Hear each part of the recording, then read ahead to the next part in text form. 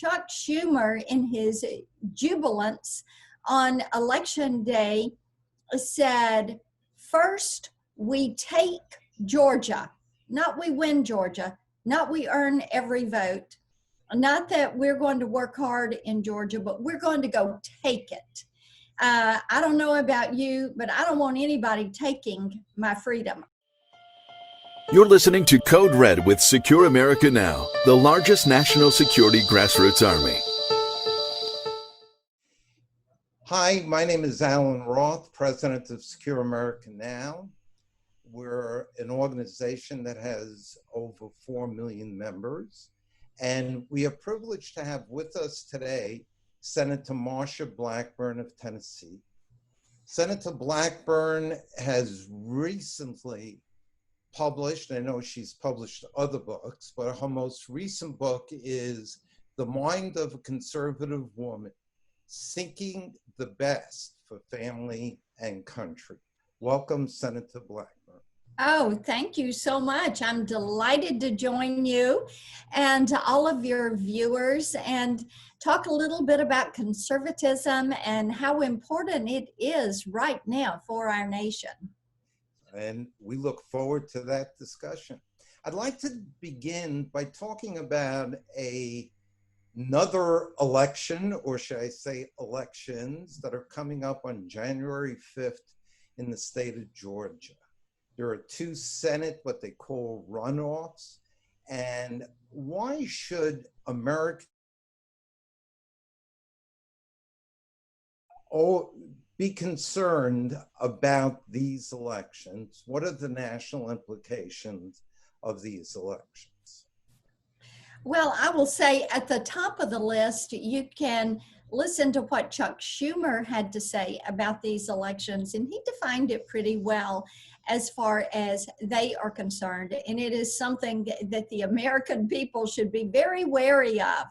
Chuck Schumer, in his jubilance on election day, said, first we take Georgia, not we win Georgia, not we earn every vote, not that we're going to work hard in Georgia, but we're going to go take it.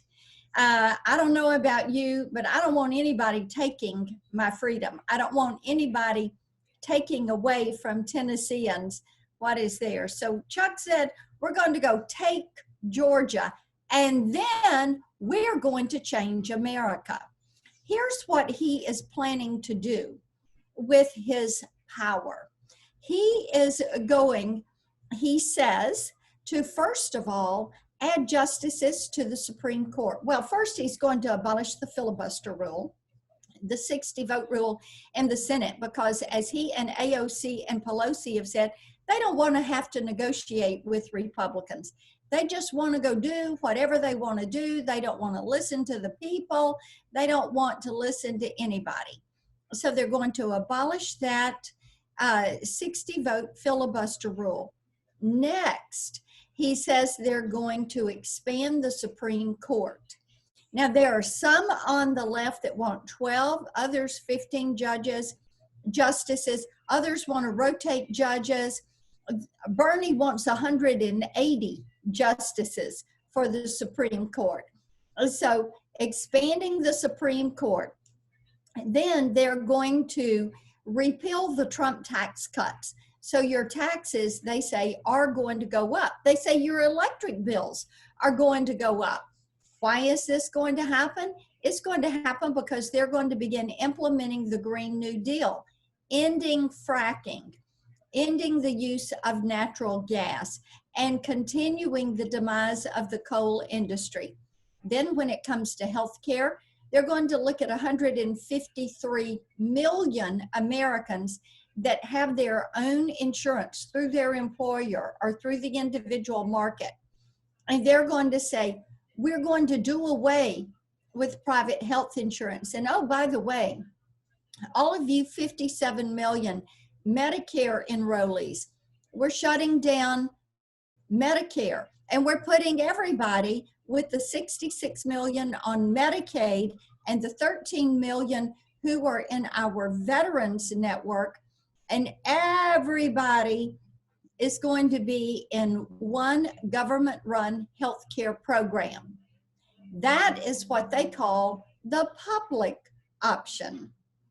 So this, and oh, voting rights for felons. I nearly forgot about that one.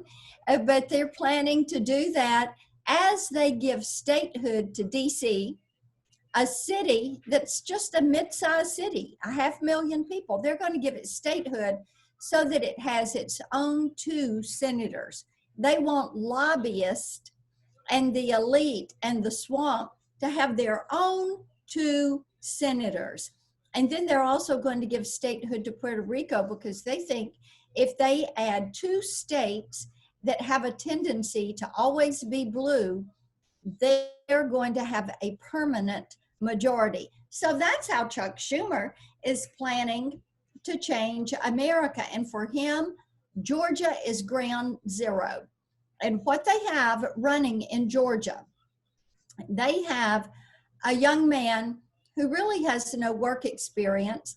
He's a trust fund socialist who has done documentaries, and most recently was on the payroll of a company owned by the Chinese Communist Party. He forgot to disclose that when he filled out his disclosures, and then had to go back after the primary, Democrat primary, and amend his disclosures. Then you have Reverend Warnock, who has invited Fidel Castro and had him in his church. He is called our law enforcement and our policemen thugs. He wants to defund the police. He says you cannot serve in the military and love Jesus. He says that he calls Jeremiah Wright one of his heroes. And we all remember Jeremiah Wright is the one who said he was hopeful God would not bless America, but that God would damn America. Well, sounds like Americans should be very concerned. Very about the concerned and outcome very, of these very. elections. Yes. Just to cap of what you're saying, the balance of power in the Senate is at stake here. Oh, yes, absolutely. These 2 races are the balance of power. We have 50 Republicans, 48 Democrats, and the vice president, if we come through these elections, and indeed Joe Biden and Kamala Harris end up winning after President Trump has exhausted all of his appeals, then the vice president would tip that. So if we're at a 50-50 tie and it's a Democrat, they control all the committees, and you would have Bernie Sanders as your chairman of the Senate Budget Committee. You'll have somebody like Dick Durbin as chairman of the Judiciary Committee. This is what you have to watch out for. As a senator, you are noted for being very strong on national security. You Yes. care deeply about the soldiers in the field. You Yes. care deeply about some concepts that unfortunately are in force in the United States, like sanctuary cities. Can Yes. you comment about those 2 and any other national security issues that you are, quite frankly, a champion in speaking for common sense and what's good for this country? Well, when it comes to security, one of the things I so appreciate about President Trump is his focus on rebuilding our military and making certain that our men and women in uniform have what they need to do the job. Because all too often, we have people that give them what they think they need, not what the troops, not what the commanders in the field, not what the commanding generals at our post say that the men and women in uniform need to do their job. And my focus is always on talking to those commanding generals, talking to those division commanders to find out what it is that the men and women and their families need in order for that soldier to do their job. So that is my focus as we work through these issues with military funding, and also looking to the future. How do we fight the next war?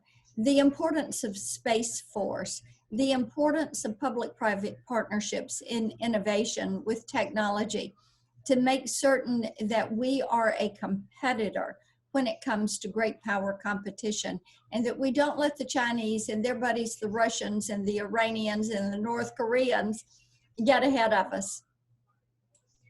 On sanctuary cities, which is an internal problem, can you comment on this concept that some cities, some states even, have toyed with this idea that federal law does not apply to them? Yeah, just briefly on that, if they are going to choose to disobey federal law because they do not want to abide by immigration law, then that law enforcement funding should be stripped from these cities. It's something that I've supported back when I was in the House, and I continue to support that. If you're not going to abide by the law, then why should you take taxpayer money? Makes all the sense in the world. And Secure America Now has been fighting sanctuary cities and sanctuary entities across this country. And if you're not going to be part of this country, why should taxpayers pay for it? Just makes all the sense.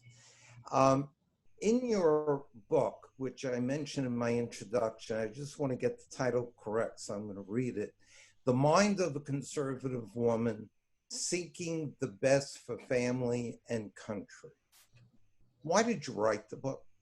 Oh, I wrote the book because I would speak at different places around the country, and I would hear from women who would say, Marsha, and this was from women, whether they were in elected office or volunteers, or as a group of young women call themselves, the vast right-wing conspiracy, for lack of a better term, or people in corporate life. They would say, the media and society seem to treat conservative women differently than liberal women. And it's very true. If you do not submit to the agenda of the left, they basically say, we do not want to hear from you. If you are a free-thinking, independent woman who is pro-life, pro-family, pro-religion, then they do not want to hear from you. And so I thought, I need to write a book about how women on the right are treated by the mainstream press. And I would go in sometimes to speak to women's business groups, and during Q&A, invariably somebody would say, Marsha, I'm not a Democrat or a Republican. I look at the issues, I look at the candidates, and then I make my mind up. So after a few years, I started saying, tell me what's important to you as your filter when you look at these issues and look at candidates. And they would say fairness, equality, justice, equal treatment under the law, respect for the rule of law, respect for the Constitution, opportunity for all. I want government to stay out of my way. I don't want them running my business. I don't want them making the healthcare decisions for my family. I don't want them on my factory floor. I don't want them making the educational decisions for my child. And I thought, you know what? Most women are center or center right. It's just that they're listening to all of this on TV and thinking, I have to buy into this agenda of the left. But they don't. And this country needs women who have respect for the Constitution and the rule of law and believe in equality and justice and equal treatment and fairness. They need people who are going to stand up and fight for opportunity and for better days, and are going to resist the left by saying, I will not submit to your stereotyping. I will not submit to your agenda. What you say is the agenda for women. Your book, and I did read the book, does a magnificent job in both educating as to what a conservative is, Yes. how one can get even deeper knowledge. You have a reading list that people Yes. can dip into, and quite frankly, with your choices of books, I hope that they do. And so do I. A bunch of them. One of your favorites in terms of reading, and you do quote from the book extensively, you do quote from it repeatedly, is William F. Buckley's Up From Liberalism. People forget, many people unfortunately don't even remember William F. Buckley, but he lived at a time when there was no conservative movement, and he helped build it. And in Up From Liberalism, he lays out what it is that Americans who instinctively feel conservative values, live conservative values, what they need to do. And you mentioned Russell Kirk. Behind me on my bookcase is a memorial to Russell Kirk, actually, sitting there. A brilliant mind, indeed. Oh, absolutely. His book on American Order is the seminal work in terms of understanding our country, which is being assaulted on a daily basis internally. Can you pick some of the can you share with us some of the reason as to why we should learn from, or what we can learn from, the Buckleys, the Kirks, the Margaret Thatchers of the world? Yes. And Reagan, and then I add to that the former speaker, Newt Gingrich, who wrote the foreword for my book, and always insightful and always so articulate on what conservatives should look to as their next steps. And what I did with the book, and I think this is so important, but especially for those of us that are conservatives, and particularly for women in the conservative movement, because we get beat up on every day. But we're, I say we have titanium backbones, and they're not going to break us or bend us. But being able to articulate that conservative history, going back into Jerusalem for the Judeo-Christian ethic and the 12 tribes of Israel for our foundation of federalism, our philosophy that we bring from the Greeks, our love of law from the Romans, our form of government from Parliament in London, and then to Philadelphia with our nation's own founding documents. And then going back into the time of Burke and looking at the French Revolution. And then as you watch him write, coming through that period of time, and then bring it forward with Russell Kirk and William F. Buckley and Thatcher with her autobiography, then what you begin to get is a fullness of how conservatism has grown from those premises, that Judeo-Christian ethic, the 12 tribes of Israel, how we begin to pull together what conservatism is, how precious the founding documents are to the conservative movement, and why we stand on those documents, why we look at our judges and our justices, and we want a textualist who understands and appreciates and abides by the history and the meaning and the intention of these works. So this is something that really does give us the ability to say, no, this is what I believe, and this is why. And this is where I draw my strength. What I found particularly interesting about your book is that it's not a preachy book. It gives valuable information. It, in fact, informs the reader of Correct. important ideas, but it also, especially its focus on conservative women, it actually gives them tips and valuable instruction of what to expect when you enter the public arena, how to deal with it. And you are, of course, are an example of successfully dealing with a stacked deck in some respects, especially when you get out of the Midwest. It gets even worse.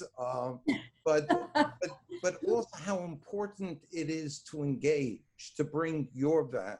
Oh, absolutely. Um, And it's important and I talk about this in the book, it's important to know how to be gracious and how to hold your tongue at times, how to pick your fights, and then how to turn a question. Somebody asks you a question, turn the question back to them. And one of the examples I talk about, life is always one of those issues that the left likes to use as a litmus test. And they will say, oh, but you can't tell a woman that she can't be in charge of her own body. Well, you're not telling a woman that. But let me ask you this. Do you think it is right that in this country there is the allowance of a procedure and 1,700 lives are lost every single day through this procedure? And the procedure is considered to be legal.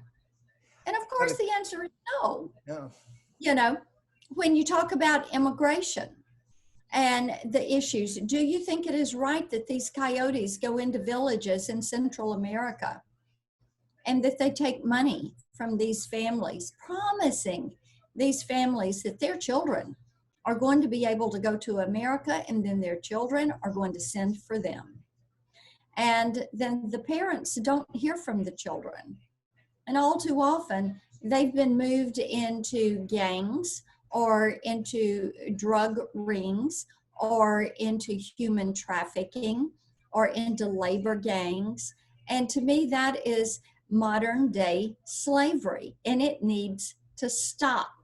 And I am so grateful that President Trump has worked so closely with our Customs and Border Patrol and with the local governments down along the border, and they've been able to really reduce significantly the amount of illegal trafficking that is coming in this country.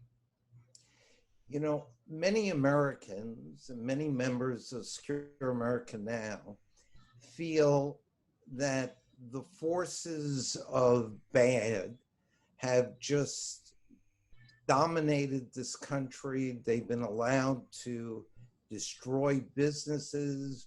Most of those businesses, frankly, were minority businesses. And there is a pessimism about the future of the country. Can you address that? Do you see a bright future for this country? I do see a bright future for this country because people are waking up to what is going on. And when you look at the fact that 74 million Americans showed up and voted for President Trump, and he barely is behind in some of these states that are contested states, and he's going to be going to court. And I would love for us to have 4 more years of President Donald Trump. We know he's worked diligently for this country, whether it's getting the economy going again, or judges, or immigration, or dealing with trade.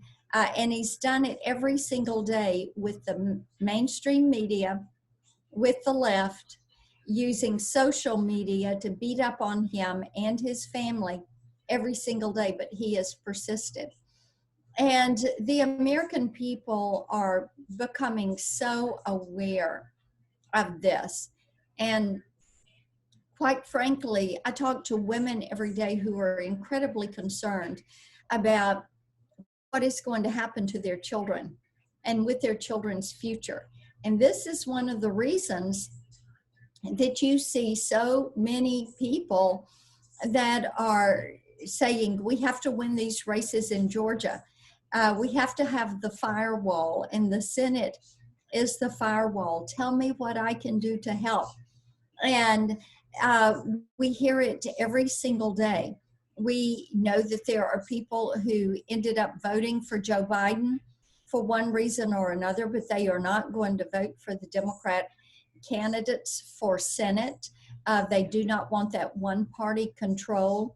They feel like they've heard what Chuck Schumer had to say, and that he was going to take Georgia.